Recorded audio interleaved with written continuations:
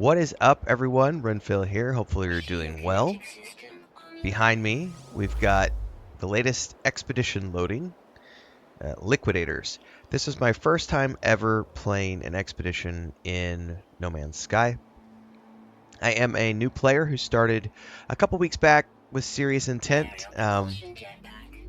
My main save has we're closing in on 50 hours now, plus about 10 hours going through the expedition for the first time. And I wanted to give a review of the expedition from the perspective of a new player who has never played one of these before. So now that I know a little bit more about the game, the expedition, having just finished it, my perspective as a new player, I wanted to warp in real quick with a brand new tune just to take a look at something. Because I was told that when you spawn in, it, like everything in this game, and this is some of the stuff that's like boggling to me, the technology that goes into this. I'm really impressed. Like the procedural generation component, like I just spawned in, the first time I spawned in as like a little Gek, and this time it looks like I'm a humanoid with a really cool helmet that we're going to have to, and backpack and stuff we're going to have to scope out.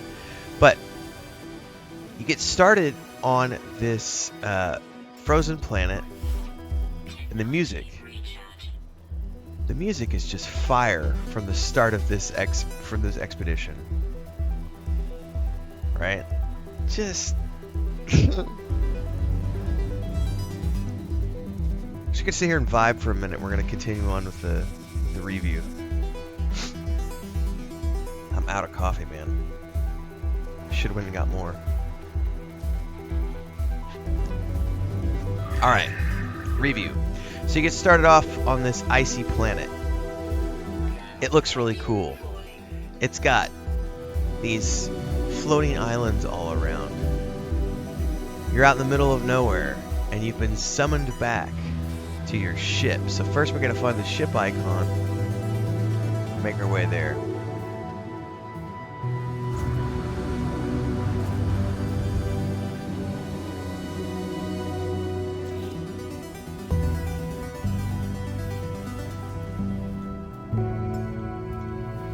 There we go. I like playing in first person.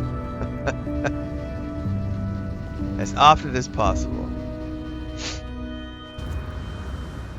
Now, the reason I want to show this off before I get into the full review is because it's pertinent to my perspective on things. Visually, we're hit with a really cool looking zone, some really cool music. We're told to report to our starship for more information. So we make our way across the landscape. It's usually a short distance. They give you a chance to soak in the view. This place looks really cool. And then, boom, here's my ship, somewhere over in here. Now this is also randomly procedurally generated. Ooh, I got a very interesting looking ship this time. That's a hauler. I got a hauler last time too. No, that's somebody else's. Hang on. Oh shit, I forgot about these guys. Hang on, all I have is the laser. Oh, scatter blaster, there we go. So, right out of the gate, you're thrown into combat, right? Now, if I had never played this game before, I would not have known to like switch to a weapon or anything. Like, I wouldn't even know how to do that. Which can be confusing, which is one of the things.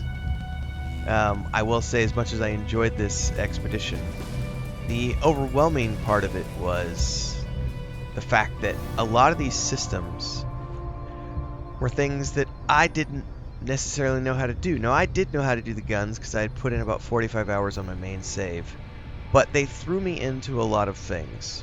So right out of the bat, beautiful planet, amazing music. We get attacked, we're thrown into the middle of combat, and it's like, okay, if you've survived the combat, now it's time. It says you reached your ship, cool. Which one is my ship? Because this looks like it's stacked. No, it's just mine. It's called Imonbe's Will. That's very impressive looking. It's way cooler than the ship I had in the first one. In any case, you're given a procedurally generated ship. You get in, you're going to be given the quest, and then after that, they get you into the standard No Man's Sky gameplay loop, which we'll get to here in just a second. Acknowledge the order. I will do my part. Yay! Okay, so launch thrusts are critically damaged. You can't do anything here. You have to go out and gather resources because you need pure ferrite. And this is where the gameplay loop kicks in. You're going to go out, you're going to gather resources, you're going to fight enemies, you're going to repair your ship, you're going to get off the planet, you're going to go to the space station, spread your wings, and explore the expedition. That's the objective of the expeditions. And you go into the expedition log, and there are 5 phases that you have to go through. Now, each one of these phases is comprised of multiple objectives. This is where I lost the plot a little bit. Some of these things I knew how to do, some of them I did not. And if it wouldn't have been for the help of the community who have been tuning into the live streams and watching my videos, I probably wouldn't have figured out some of these. I would have had to go look at something online and figure out a tutorial. And as an onboarding experience, the moment a player has to leave your game to figure out how to do something, that's a bad thing. You want them immersed, right? Now, the base game, which I absolutely freaking love, it's my game of the year of 2024 so far. The base game does an absolutely amazing job at explaining every last little thing you do. I assumed, and it could be confirmation bias, but I've heard it from many people, that I definitely did the expedition too soon. This is not something that is like something a new player should be jumping into, because there are a lot of things in here that are really for more experienced players. Now, I knew that going in, but I was up against the clock because I've got other projects that are coming up, so this has to get wrapped up by a certain timeline. So it's like the expedition only lasts for 3 weeks. I only have 10 days left to play this game. I have to play the expedition now, or I'm not going to be able to play this expedition, because I will then be moving on to other projects. And I will still be continuing No Man's Sky, but it'll be a much reduced pace, probably once a week or something, as I cycle through the next series of releases. We've got Star Wars Outlaws, Indiana Jones, The Great Circle, we've got Dragon Age Veilguard, we've got World of Warcraft's The War Within, we've got Stalker 2, probably missing something in there. There's quite a few games that we're going to be playing. And as a result, I jumped into this sooner than I probably should have. I knew it going in. Overall, I think the expedition was super fun. Even though I do feel like I jumped into the deep end, thanks to the community, I was able to work through a lot of these that I didn't understand. So, all of them, actually. Most of these I knew. Like the first 2, Sentinels, Crush a Vile Grub. This one I had to ask. I said, where do I find a Vile Grub? I had never done that. So that was the community helping me figure out how to crush Vile Grub. But even if you go in here, it does give you the details on what you need to do. It is very intuitive once you understand where you're supposed to go to find out more information. Now, I will say, as a new player, this down here can be helpful, but it's never on screen long enough to remember.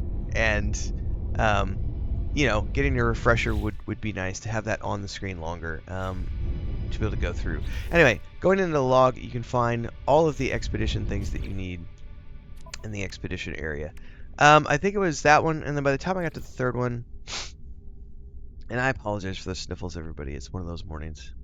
The resource harvest 900 resources in one burst was kind of like that one. Definitely the help of community. That was everybody pitching in and saying, okay, we got to do this. And a ton of people didn't know how to do it either in the chat, so that was kind of cool. Everybody learned something that day. That was awesome. So for the most part, I was able to do all of these without too much of an effort. Some of these took a little longer, and I didn't know anything about them, so we had to do it with the community again.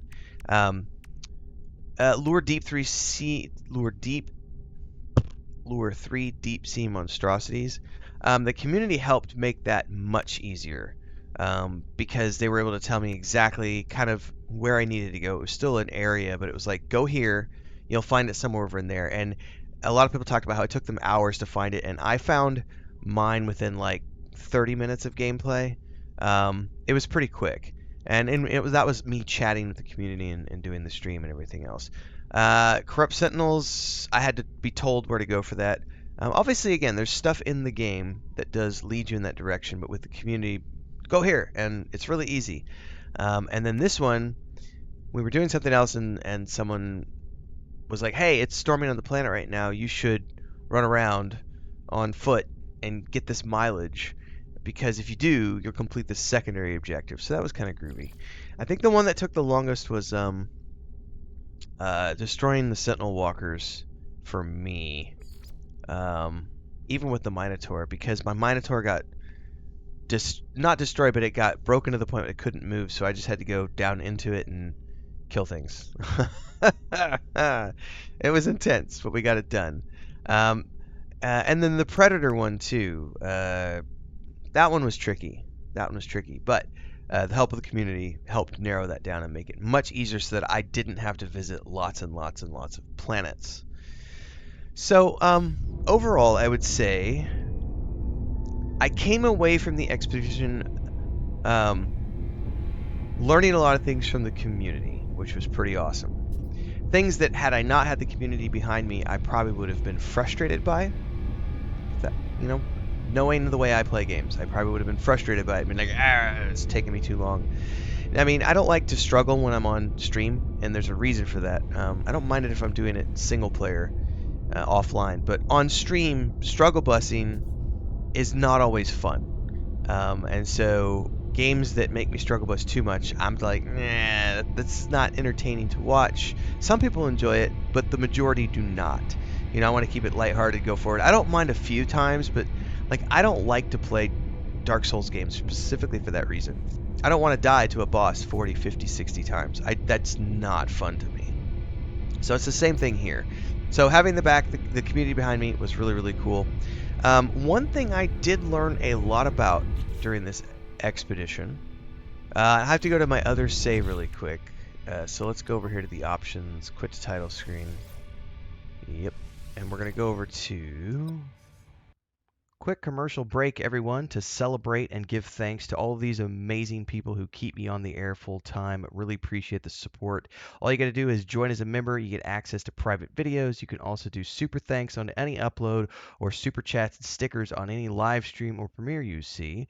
And beyond that, don't forget we're multi-streaming over on Twitch now, so you can support over there as well. Thanks so much to everybody. Let's get back to the video at hand. My Liquidators save, which is this one right here. I did learn a lot about the game mechanics behind the exosuit, ship, and multi-tool. So I knew quite a bit about those already from the base gameplay, but they give you so many slots and items for your multi-tool, for your starship. Not so much the starship, but definitely your exosuit. This thing's jam-packed with stuff. I can breathe indefinitely underwater. I can jump really far distances. And it shows you how it all goes together in a very, this is what it looks like after you're at the end game, right? So, and obviously it'll be full by that point, and you'll have specialized it in the exact way that you want. You'll have a full mod of starship. Your starship's going to be like a Series S or whatever, but they give you all of these things, and so you can slot them in. And for me, this was now I understand how all this works a lot better than, sometimes people in chat were getting a little frustrated with me about trying to learn how to make the adjacent tech stuff work. And I started to understand it through this. And then when I got back to my main save last night, that was the first thing I did in my main save that has the 45 hours, was I went in and I went to my multi-tool and I gave it the things that I was able to get and craft, and then also my exosuit. I bumped my distance and jetpack, what is it called? The jetpack tanks. I bumped my jetpack tanks up on my other ones so that I could go farther. I got my multi-tool where I want, with being able to harvest a really max amount of minerals per harvesting attempt, and then also just looking at the starship and starting to refine the shield banks and everything. So I learned a lot about that in this save. By the way, this is how different my ship looks. In this one, it's this hauler, and the other one is the yellow one. I like the yellow one much better. So I did learn a lot from the expansion, from the DLC. Not a DLC, the expedition. It's early. I think the end result of the expedition for me was I rather enjoyed it, apart from the combat, which I did not like. It was very, very combat intensive. And there's no aim assist in this game for ground combat, and I suck at the combat in this game. It doesn't matter the weapons. I'm not good at the combat in this game, and it was not my favorite part of it. That's okay. The rest of it I love, like the exploration, the gameplay loop. I love it. I definitely felt challenged in this in a way that made me feel like this is more in-game content for No Man's Sky people. And opinions may vary on that. But I much more prefer the way the base game plays, where it's very relaxed. I could do my own thing. I can ignore combat almost altogether other than like the space combat. And that gives me a target lock, which makes it really easy. So, I mean, I had fun. I felt like I got thrown off in the deep end. But overall, I had fun. I think at the end of the day, I would give this like a 7 out of 10. Because I did have fun. The story was not the reason you do this. So,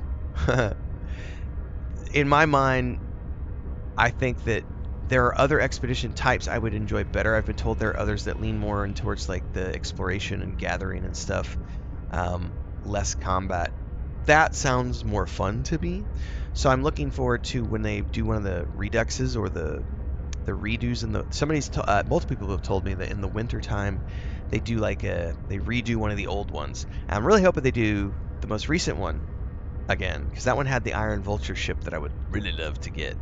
And I know some people have offered to make me one, and I appreciate the generosity, but really I want to be able to go out there and get it on my own, earn it. So hopefully that comes back around this winter. Overall, I had fun. I'm very happy to be back to my base game, though. Not gonna lie. I much prefer the way I'm still learning. There's still so much to do. I just got back into my main save. I got my exosuit buffed up. I got my multi-tool buffed up, and now I'm going to start looking at my freighter because I want to finish the main storyline. But I've learned a lot about freighters now, and I'm like, oh yeah, I definitely need my freighter as a mobile base, and that way I can jump star system to star system with my freighter, and then just take off in my ship and go down to the planet and do the quest, and then come back to my ship, come back to my freighter, jump the freighter to the next system, and then I've got my base with me the whole time. That's freaking awesome. So that's like my number one priority right now that I'm working on in No Man's Sky. So if you're along for that journey, like, subscribe, hit the bell icon so you never miss an update. Daily streams here and on Twitch. And yeah, follow all the socials, Discord, Patreon. Catch you guys in the next one.